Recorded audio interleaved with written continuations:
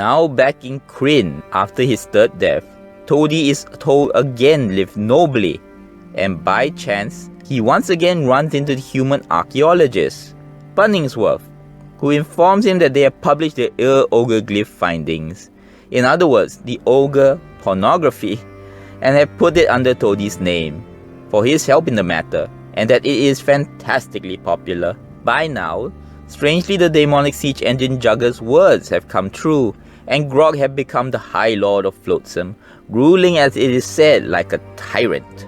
Toede and his resuscitation are seen as divine events, and he is even hailed as a hero by the very people who have tried to kill him before, such as the Kender and Knowles. They plead for him to lead the rebellion against Grog. Along the way, Toede even enlists the help of a necromancer with the dreaded name of Bob. He promises Toede to help and even reanimates a whale to help with the rebellion.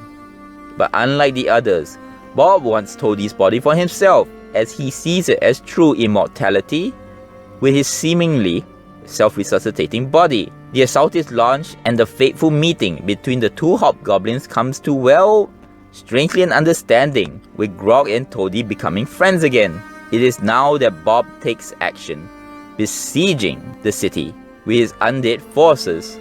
Surrounded, all seems lost for Toede, but then the Hell Maiden Judith appears. She is there to claim Toady's soul after punishing and finding out about the bet from the two Abishai, as she is their superior. Then something happens that must have rarely happened in Toady's first life. Everybody around starts to speak up for him. They testify how he truly became a noble soul. Toede even then offers himself in exchange for Judith to spare the lives of his comrades. Intrigued, Judith spares Toede, but Toede being Toede offers her his resume to take the place of the two Abishai after he truly dies. Judith receives the resume and promises to put in a good word for Toede if any good positions come up. She then destroys the undead army with ease and returns to the abyss post-haste. This pleases Takhisis, and she smiles, causing an earthquake in the abyss. As it is said, the abyss is actually the face of the Dark Queen. Of course, then Toede is once again declared as High Lord of Flotsam and elevates each of his comrades to positions of power. Toede would rule for a long time, outlasting all the mortal heroes of the lands. Through even the War of Souls, he is killed a number of times and is always brought back to life, even without the ongoing bet. One time, he is even unknowingly killed by a blast from the dragon Maastrix, and his manor destroyed.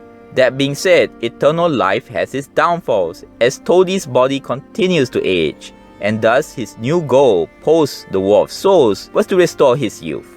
Being so long-lived and having lived through many important events in the world of Kryn, Toede self-proclaims himself an expert on all matters on Ansalon.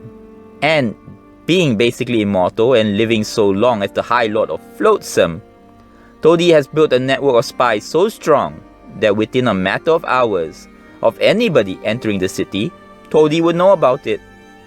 Now before I leave you, a few more notes on our hobgoblin born under a lucky star. During this time, he even had a young assassin named Rogate, who after failing to kill Toede, claimed to become the first Toedic knight and vowed to protect Toede at all costs.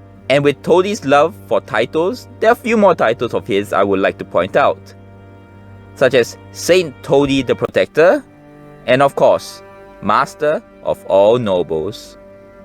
So that is the entertaining story of Toede, a much lighter story than our usual fare, but I hope you enjoy it.